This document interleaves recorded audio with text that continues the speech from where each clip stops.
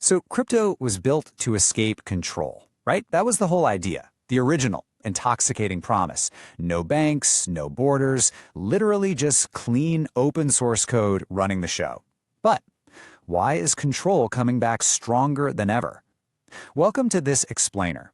Today, we're unpacking exactly how a system that was explicitly designed to be totally permissionless is crashing head-on into a very different reality. Before we really get into the weeds, a quick but important note. This video on the channel Blocks Bonds Funds is created for educational and informational purposes only and does not constitute financial or investment advice. All right, let's jump in. Okay, here is the massive contradiction right at the heart of modern crypto. You literally can't just unplug Bitcoin or Ethereum. It's impossible. They live on thousands of nodes all over the planet. Governments cannot shut down blockchains. They just can't. So, what are they doing instead? How are regulators actually imposing their will on unstoppable code? Well, the answer reveals a totally new financial architecture that's being built right beneath our feet. To understand how we got here, we kind of have to trace the evolution of the network itself. Think about it.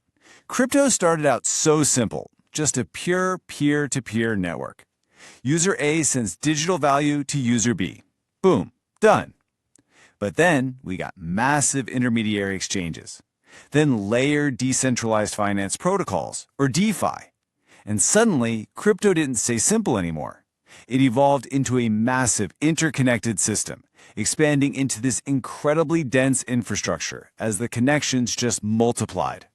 And here's the thing. Where systems grow, regulation basically always follows. Why? Well, because crypto isn't just some isolated walled garden anymore. Our sources make it clear that crypto assets now actually have implications for global macroeconomic stability. It's totally intertwined with traditional finance now. And to regulators, that interconnection means risk. We're at a point where the failure of a massive crypto platform could actually send shockwaves into traditional markets, potentially messing with a normal bank's ability to lend or trade. The stakes are simply way too high for governments to just look the other way. The new mantra is basically, same activity, same risk, same regulation.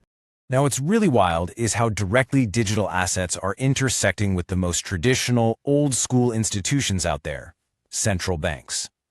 Countries all over the world are actively exploring digital forms of public money, like central bank digital currencies, or CBDCs. Whether it's a direct CBDC where the central bank handles your everyday retail payments, or a hybrid model using commercial middlemen, the bottom line is clear. The digital asset space is not just for rogue coders anymore. The state is officially entering the chat, and that creates a massive overlap in regulation. This brings us to the actual strategy global authorities are using. Regulators figured out a long time ago that they don't actually need to control the blockchain itself. Trying to police borderless code is, frankly, a total fool's errand. So they changed tactics. They are aggressively choking the access points. They're regulating the edges, the exchanges, the money flows, the fiat gateways where you actually turn your crypto into dollars or euros, and the custodians that hold those assets. The blockchain itself keeps humming along totally untouched, but your ability to interact with it, yeah, that is heavily guarded now. So, how exactly is this control applied in the real world? It's not magic. It's a heavy mix of bureaucracy and tech combined. Authorities are enforcing super strict Know Your Customer and anti-money laundering protocols. They've rolled out the travel rule, which basically forces financial institutions to pass along your identifying info with every single transaction. They are meticulously tracking the identities behind the money flows and building these incredibly complex licensing frameworks. If a platform wants to operate legally, they have to comply. They are literally using traditional financial rules to tame the digital frontier. But as you might guess, these rules aren't being applied evenly everywhere. If you look at how a place like Liechtenstein is integrating with the EU's MiCA framework, that's the Markets in Crypto Assets regulation, you quickly realize the world is fracturing. There is no single global rulebook, only competing systems. You've got highly structured zones like the EU building bespoke frameworks, while other countries are just relying on decades-old securities laws. And then some emerging markets, they just ban the whole thing outright. It's a total patchwork of competing regulatory zones. This intense regulatory pressure is fundamentally changing the DNA of new crypto projects. It's giving rise to something called institutional DeFi. To stay on the right side of these new laws, major players are ditching that old open access Wild West ethos. Instead, they are embracing permissioned DeFi. What does that mean for you? Well, it means you can't just connect an anonymous wallet and start trading. Nope. You have to be authorized, verified, and whitelisted through digital identity solutions just to access specific liquidity pools. Suddenly, a system designed to be permissionless really starts to feel permissioned. And honestly, this shift forces us to look in the mirror and confront a pretty harsh reality about the crypto space, the whole illusion of total decentralization. A project might slap decentralized autonomous organization on its website or run on a public blockchain, but we really need to ask, who is actually calling the shots behind the scenes? Because, spoiler alert, a decentralized architecture absolutely does not mean power is evenly distributed among the users. Decentralized simply doesn't always mean distributed. Let's look at the actual numbers. Data from the European Central Bank maps out exactly who holds the voting power in these major DeFi protocols. And it is wild. A staggering 36 to 46% of governance tokens are usually locked up in publicly unidentifiable addresses, or they're held incredibly tightly by a tiny inner circle of founders, giant venture capital funds, and opaque corporate entities. And it gets even more concentrated when you factor in stuff like vote delegation. That's where smaller token holders basically hand over their voting rights to the big whales. Why does this matter to a regulator?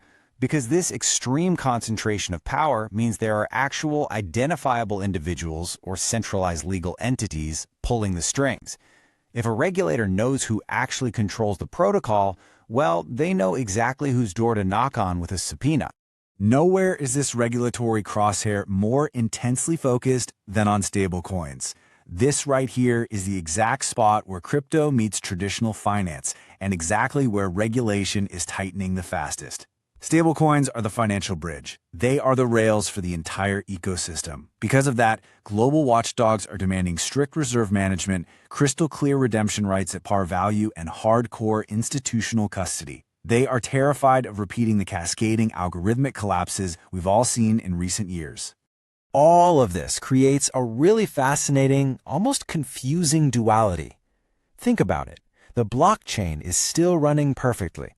The code is still executing block after block. And yet, your access can disappear in a split second. The network itself is totally free, but the user is trapped. Accounts get frozen. Centralized user interfaces are geo-blocked based on where you live, and gateway platforms are just completely shut down by authorities. So how do we make sense of these two realities? Well, control doesn't actually disappear. It just reorganizes. The entire industry is rapidly shifting toward a highly structured, integrated hierarchy.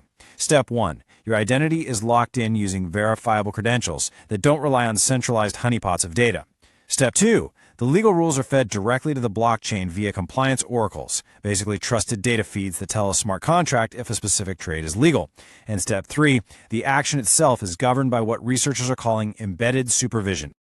Embedded supervision is a total paradigm shift. Seriously, it's a game changer. It means regulators and institutions aren't just reacting to illegal crypto transactions months after they happen. No, the actual compliance logic is coded directly into the smart contracts themselves. The protocol automatically reads the ledger, monitors the activity, and enforces the legal framework in real time. This isn't regulation versus crypto anymore. It's full-blown integration. Law and code merged into one. And to handle the mind-boggling amount of global transaction data this requires, authorities are bringing out the big guns. Data from the Bank for International Settlements reveals the future of anti-money laundering compliance is entirely driven by artificial intelligence.